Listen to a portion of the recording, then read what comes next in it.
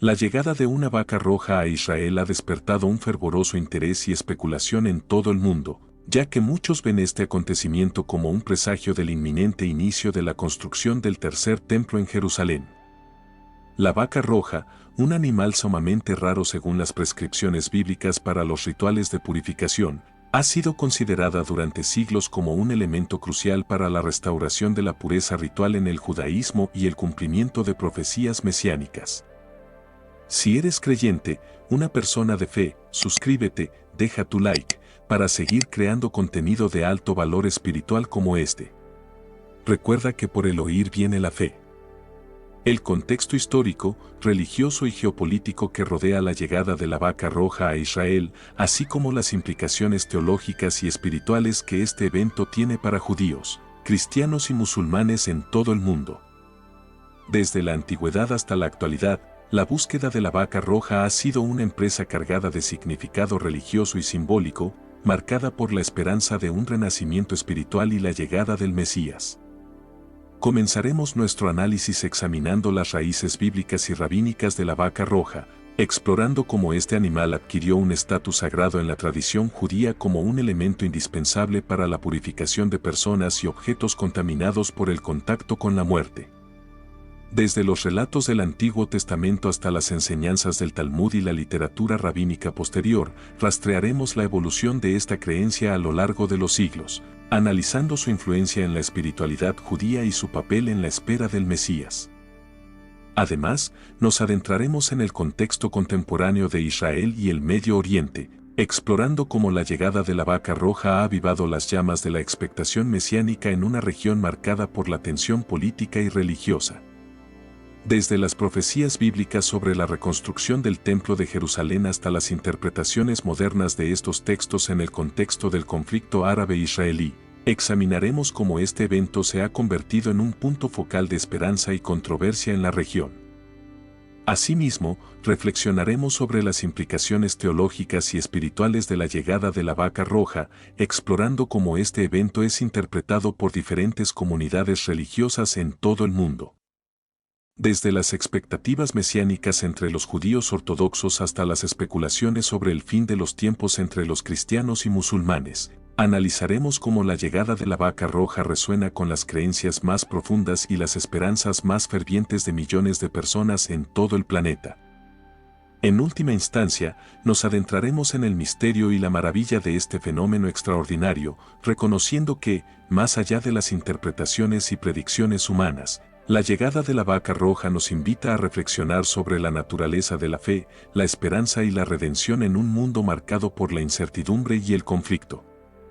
Ya sea que veamos este evento como un signo de los tiempos venideros o como un recordatorio de la eterna promesa de la presencia divina en nuestras vidas, la llegada de la vaca roja nos desafía a contemplar el misterio y la grandeza del plan divino para la humanidad. El mundo está dando un paso más hacia el cumplimiento de las profecías del fin de los tiempos. Una novilla roja crucial para el ritual de purificación del tercer templo ha nacido en Israel. Ahora es solo cuestión de tiempo hasta que este monumento sea construido y el anticristo aparezca para cumplir su papel. En este video, te mostraré algo que nadie está hablando sobre las novillas rojas y también te explicaré por qué son tan importantes. Te sorprenderás de cuánto han avanzado los judíos en la crianza y reproducción de este animal, que debe estar en perfectas condiciones según las leyes de Moisés para cumplir su gran objetivo. Incluso hay quienes creen que estas novillas podrían agravar el conflicto entre judíos y árabes, potencialmente desencadenando una guerra de proporciones mundiales. ¿Será posible que una simple vaca sea la causa del inicio de la Tercera Guerra Mundial? Te diré todo lo que pienso al respecto, así que quédate conmigo hasta el final. En el capítulo 19 del libro de Números en el Antiguo Testamento, Dios instruyó a Moisés sobre un ritual de purificación para personas consideradas impuras, permitiéndoles reintegrarse a la comunidad. El procedimiento incluía el uso de una novilla con pelaje completamente rojo, que no debía haber dado a luz ni realizado ningún trabajo, como tirar de un arado. A diferencia de otros animales, esta vaca debía ser sacrificada por el sacerdote fuera del tabernáculo. Luego, Otro hombre quemaba el animal por completo y tanto el sacerdote que realizaba el sacrificio como el hombre que quemaba la novilla debían lavarse, permaneciendo impuros hasta el final del día. Un tercer hombre recolectaba las cenizas de la novilla y las guardaba en un lugar limpio fuera del campamento, también necesitando lavarse después. Estas cenizas se mezclaban en una agua llamada agua de purificación y se usaban para purificar a personas que hubieran tocado cadáveres o estado en tiendas donde alguien murió. Esta purificación permitía que la persona volviera a convivir en el campamento de los hebreos, y si no lo hacía, era huida de la comunidad. Sin embargo, esta ceremonia no se ha realizado durante miles de años porque el tabernáculo y el templo de Jerusalén ya no existen. El templo fue destruido en el año 70 después de Cristo. Como los judíos quieren reconstruir el templo creyendo que el Mesías vendrá al mundo para asentarse en él, ya están preparándose para que pronto se realicen estos rituales del Antiguo Testamento. En 2018, el Instituto del Templo de Israel informó al mundo algo sorprendente. Después de mucha búsqueda e inversiones de millones de dólares, se encontró en Estados Unidos la primera novilla completamente roja en 2000 años. Y ahora están listos para iniciar la construcción del tercer templo de Jerusalén. Esto significa que estamos muy cerca del cumplimiento de las profecías del fin de los tiempos, incluyendo la llegada del Anticristo y el retorno de Jesús. El 16 de septiembre de 2022, 5 novillas rojas consideradas perfectas fueron transportadas desde una granja en Texas a la capital israelí, donde están bajo el cuidado del Instituto del Templo, que espera ansiosamente el momento del sacrificio del primer animal, ya que sin él será imposible reconstruir el tan esperado tercer templo de Jerusalén. El mundo ha conocido solo 2 templos judíos. El primero fue construido en el monte del templo por el rey Salomón y duró 390 años hasta que los babilonios lo destruyeron en el año 586 a.C. El segundo, construido después del cautiverio del pueblo judío en Babilonia en el mismo lugar, permaneció de pie durante 585 años antes de ser destruido por los romanos en el año 70 después de Cristo. El tercer templo está relacionado con una profecía que se cumplirá en el final de los tiempos. La Biblia deja claro que es en este lugar donde el Anticristo se asentará para gobernar el mundo, engañando y persiguiendo a los judíos. Pero antes de hablar sobre el inicio del gobierno del Anticristo en la tierra, necesitamos entender por qué los judíos están tan emocionados con la llegada de las novillas rojas a Israel. Desde los tiempos de Moisés, los judíos siempre han creído que la presencia de Dios estaba vinculada a su proximidad al tabernáculo y, más tarde, al templo. Con la destrucción de estos 2 lugares físicos por pueblos enemigos, los judíos creen que Dios dejó de estar completamente a su lado y, por lo tanto, aún no ha enviado al Mesías prometido en las Escrituras. Recordemos que ellos no creen que Jesús sea el Mesías. Para los judíos, Dios solo enviará al Mesías a los hijos de Abraham cuando el templo sea reconstruido y, consecuentemente, la alianza entre ellos sea restablecida. Aquí quiero hacer un paréntesis para que entiendas lo importante que es este hecho para ellos. Los teólogos judíos creen que durante todo el periodo del Antiguo Testamento solo se encontraron y sacrificaron 9 novillas rojas perfectas para este ritual de purificación. Y ahora, volviendo a nuestro tema. El Instituto del Templo está esperando solo una señal verde para comenzar los trabajos de construcción del edificio, que será idéntico al Templo de Salomón y se erigirá exactamente en el mismo lugar. Los arquitectos responsables ya han entregado los planos, los muebles y los utensilios que se utilizarán en el templo ya están listos. Otro hecho importante ya anunciado es que las personas que servirán en el tercer templo han sido seleccionadas. Se sabe que todas ellas son descendientes de Aarón, hermano de Moisés y primer sumo sacerdote del templo que los hebreos levantaron durante la peregrinación en el desierto rumbo a la tierra prometida. Además, estas personas ya están participando en los ensayos para la ceremonia de inauguración del templo, donde realizarán el primer sacrificio de purificación del lugar con las cenizas de la primera novilla roja. Sin embargo, aún quedan algunas cosas por resolver. El tercer templo será construido en un lugar que es sagrado para judíos, cristianos y musulmanes, siendo también uno de los sitios más disputados del mundo. Allí se encuentran la mezquita de Al-Aqsa y la cúpula de la roca, construidas en el siglo VII, que están entre las estructuras más antiguas del mundo musulmán. A pesar de que Israel retomó el control de la ciudad vieja de Jerusalén y del área del monte del templo en la Guerra de los 6 días en 1967, el monte permanece bajo custodia de Jordania debido a un tratado de paz firmado en ese tiempo. Los judíos israelíes pueden entrar al templo, pero no pueden realizar ceremonias religiosas allí. Para que el tercer templo sea construido, judíos y musulmanes tendrían que llegar a un acuerdo en este sentido. Los especialistas en conflictos históricos entre ambos pueblos afirman que la crisis entre ellos empeorará aún más con la posibilidad de que una gran guerra se inicie por causa de ese territorio. Los árabes ya saben de la existencia de las 5 novillas rojas perfectas en Jerusalén y, por eso, se están preparando para defender fuertemente su territorio ante un posible ataque de Israel para recuperar el lugar donde está construida la cúpula de la roca. Además del orgullo, la teología islámica cree que un ser llamado Dajjal, una figura muy similar al anticristo de la Biblia, vendrá antes del día del juicio para desviar a las personas del camino verdadero. Se le describe como el gran engañador y será capaz de realizar grandes milagros para engañar a la gente. Según las enseñanzas islámicas, el Dajjal recorrerá la tierra por un periodo engañando y llevando a las personas a creer que él es divino, y podría aparecer exactamente en el tercer templo que será construido por los judíos. El surgimiento del Dajjal es uno de los principales signos del fin de los tiempos en el Islam y, finalmente, será derrotado por el Mesías islámico, el Mahdi, y por Jesús Cristo, quien en su visión es solo un gran profeta que descenderá de los cielos y matará al Dajjal.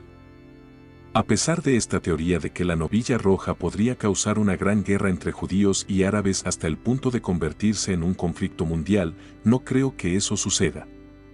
Lo más probable es que el anticristo aproveche este momento para firmar un acuerdo entre estos dos pueblos para que el nuevo templo sea edificado en el lugar que aún genera tantos conflictos.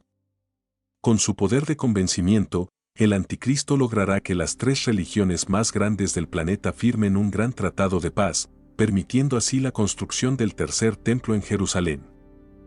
Esta será la señal para que los judíos crean que ese hombre es el Mesías que tanto esperaban, ya que rechazaron a Jesús porque no aceptaban que su Salvador fuera una figura humana común y semejante a ellos. Los judíos siempre esperaron un ser superior como será el anticristo y, por eso, serán fácilmente engañados. En cuanto a la cuestión del tercer templo, se estima que una vez que se dé la autorización para su construcción, el templo estará completamente listo en solo un año. Desde este lugar sagrado, el anticristo gobernará el mundo. La Biblia muestra que durante los primeros 3 años y medio, el acuerdo de paz entre las naciones se mantendrá y la tierra vivirá en armonía. La gran mayoría de las personas amará y se postrará ante el anticristo, dando inicio al peor periodo de la gran tribulación. Será en ese momento cuando la ira de Dios comenzará a derramarse sobre la tierra y el pueblo judío verá que el Mesías que tanto esperaban ya había venido al mundo hace 2000 años, pero fue rechazado por ellos. El profeta Zacarías profetizó sobre este momento: derramaré sobre la casa de David y sobre los habitantes de Jerusalén un espíritu de gracia y súplica. Mirarán a aquel a quien traspasaron y lo llorarán como quien llora la pérdida de un hijo único, y lo lamentarán amargamente como quien lamenta la pérdida del primogénito. En aquel día habrá gran llanto en Jerusalén, como el llanto de Hadad Rimón en el valle de Megiddo. Al final de los 7 años de la gran tribulación, Jesús regresará, derrotará al anticristo, al falso profeta y finalmente a Satanás. Luego reunirá a su novia, que somos nosotros los cristianos, junto con el pueblo de la nación elegida, los judíos convertidos, y todos viviremos en paz en la Nueva Jerusalén, un lugar eterno donde no habrá dolor, mentiras, maldad, llanto ni tristeza. Entonces, hermanos, aunque estas novillas rojas sin defecto tienen un gran significado para los judíos en este momento de la historia, no significan absolutamente nada para nosotros. En el pasado, en el Antiguo Testamento, representaban la ofrenda para la purificación del pecado, trayendo nueva vida y redención al pueblo. Sin la muerte de este animal tan raro, las personas impuras no podían volver a la presencia de Dios. Esto simboliza lo que Jesús hizo por nosotros en la cruz del Calvario, se sacrificó para que nuestras impurezas fueran lavadas de una vez por todas y pudiéramos entrar en la presencia del Señor. Las cenizas de la novilla roja representan la muerte de Cristo y el agua de purificación representa su sangre. En cuanto a la construcción del tercer templo, sé que hay muchos cristianos que se asustan cuando escuchan hablar de este tema, pero no debemos preocuparnos porque Cristo ya nos garantizó la victoria y nuestra corona está guardada. Solo necesitamos perseverar hasta el fin. Amén. Al final del libro de Apocalipsis, el Señor nos deja el siguiente mensaje: He aquí vengo pronto y mi recompensa está conmigo, para dar a cada uno según su obra. Yo soy el Alfa y el Omega, el primero y el último, el principio y el fin. Bienaventurados los que lavan sus vestiduras para tener derecho al árbol de la vida y para entrar por las puertas de la ciudad. Aleluya. Te quiero recordar que, si eres creyente, una persona de fe, suscríbete, deja tu like, para seguir creando contenido de alto valor espiritual como este. Recuerda que por el oír viene la fe. Muchas personas ven a Dios solo como un Padre amoroso y misericordioso que siempre perdona los errores de sus hijos, dándoles una segunda oportunidad. Y realmente Dios es así, pero no solo hace eso.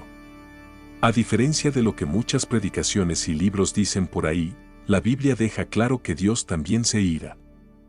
Y saber esto es muy importante para que podamos entender quién es Él, quiénes somos nosotros y qué debemos hacer para tener una relación con Él. A diferencia de la ira de los hombres, que es impulsiva y vengativa, la ira de Dios es justa y sirve para mostrar que necesitamos corregir nuestra vida y que el mal no vale la pena. En resumen, la ira de Dios es una reacción al pecado que tiene un poder destructivo, y si Él no se indignara, sería cómplice de la maldad del hombre. Por eso, la Biblia dice que el Señor es santo y justo y que el pecador merece cosechar las consecuencias de sus decisiones erradas. Como muchos cristianos no conocen esta característica de Dios, quiero mostrarles toda la verdad. El Antiguo Testamento está lleno de historias donde pueblos enteros fueron castigados por dos motivos principales. En el primer caso, la ira de Dios se derramaba sobre las naciones que no creían en su nombre, que adoraban a otros dioses y perseguían al pueblo de Israel. Uno de los ejemplos más conocidos de la Biblia son las 10 plagas de Egipto, que destruyeron todo ese reino. Además de esclavizar a los hebreos por más de 400 años y negarse a liberarlos, esa nación vivía una vida llena de inmoralidad e idolatría. Pagaron un precio muy alto. El segundo motivo por el cual el Señor derramaba su ira era cuando su propio pueblo quebrantaba la alianza que había hecho con él. No fueron pocas las veces que los hebreos fueron castigados por la ira de Dios debido a su desobediencia, infidelidad y falta de fe. El libro de Números, por ejemplo, muestra que incluso después de ver todas las maravillas que el Señor había hecho para liberarlos de Egipto y durante la caminata en el desierto, el pueblo hebreo se rebeló y quiso apedrear a Moisés y a su hermano Aarón. Esas personas fueron tan ingratas al Señor que llegaron a sentir nostalgia del tiempo en que eran esclavos en Egipto y desearon morir. Dios entonces se enojó e hizo un juramento a Moisés. Veamos lo que dijo. Juro por mi gloria que llena toda la tierra, que ninguno de los que vieron mi gloria y los signos milagrosos que realicé en Egipto y en el desierto, y me pusieron a prueba y me desobedecieron 10 veces, ninguno de ellos verá la tierra que prometí con juramento a sus antepasados. Ninguno de los que me despreciaron la verá. Y puedes estar pensando, pastor, pero eso ocurrió antes de la venida de Jesús, quien solo predicaba amor y misericordia. También hay quienes dicen que el Dios del Antiguo Testamento ya no existe y que el Dios de hoy es diferente. Pero eso es un gran error, porque la Biblia dice que Dios no cambia. La prueba de esto es que el apóstol Pablo dijo en el Nuevo Testamento que la ira de Dios se manifiesta contra toda impiedad e injusticia de los hombres. Esto significa que todos nosotros, sin excepción, estamos condenados a sufrir las consecuencias de la ira del Señor, pues todos pecamos contra Él y fuimos separados de su gloria. La única razón por la cual el Señor aún no nos ha destruido se llama Jesús. Fue por su sacrificio que fuimos salvos de la condenación eterna y reconciliados con el Padre. Veamos lo que escribió el profeta Jeremías. Gracias al gran amor del Señor no somos consumidos, pues sus misericordias son inagotables. Se renuevan cada mañana. Grande es tu fidelidad. Pero hay un detalle en esto que las personas no suelen prestar atención: la liberación que Jesús nos da a través de su muerte es una liberación condicional. Es decir, solo seremos libres de la ira de Dios si estamos ligados a Cristo y obedecemos sus enseñanzas. Veamos lo que dice la Biblia. Difícilmente habrá alguien que muera por un justo, por un hombre bueno tal vez alguien tenga el valor de morir. Pero Dios demuestra su amor por nosotros en esto, en que cuando aún éramos pecadores, Cristo murió por nosotros. Ahora que hemos sido justificados por su sangre, seremos salvos de la ira de Dios. Mucho más seremos salvados de la ira de Dios por medio de Él. Si cuando éramos enemigos de Dios fuimos reconciliados con Él mediante la muerte de su Hijo, mucho más ahora, habiendo sido reconciliados, seremos salvados por su vida. Es decir, en este mismo momento, Dios está enojado con todo lo que está sucediendo en el mundo, y el furor de su ira, que es peor que cualquier otra sentencia, solo no nos destruye completamente por la gracia de Jesús. Pero, ¿qué pasa con aquellos que no aceptan a Jesús como su Salvador y no viven de acuerdo con su palabra? ¿Qué ocurre con aquellos que, aunque han sido advertidos, continúan rechazando la gracia que Dios les está ofreciendo?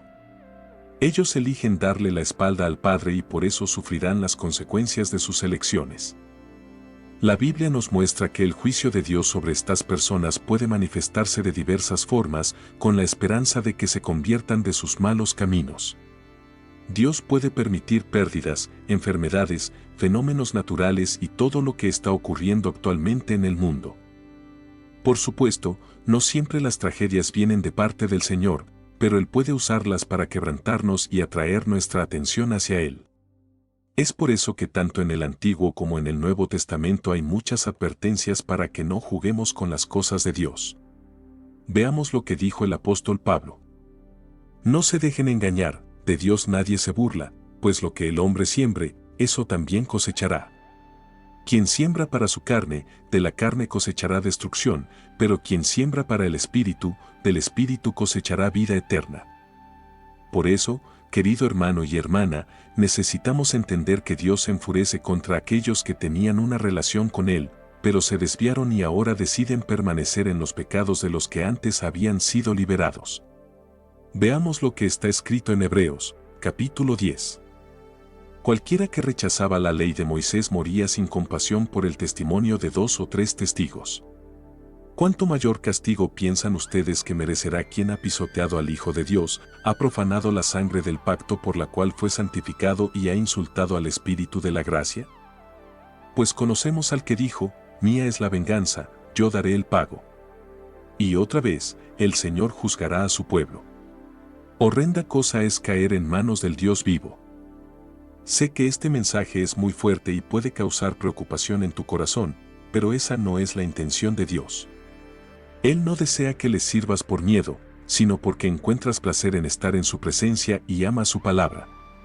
La ira de Dios no terminó con la muerte y resurrección de Jesús, pero tampoco necesitas vivir bajo ella. Para evitarlo, necesitas arrepentirte de corazón y entregar verdaderamente tu vida a Él. Claro, en algún momento tú y yo fallaremos y desagradaremos al Señor, porque somos seres humanos y erramos, incluso cuando tenemos la intención de hacer lo correcto. El propio apóstol Pablo dijo, «Ay de mí, miserable pecador.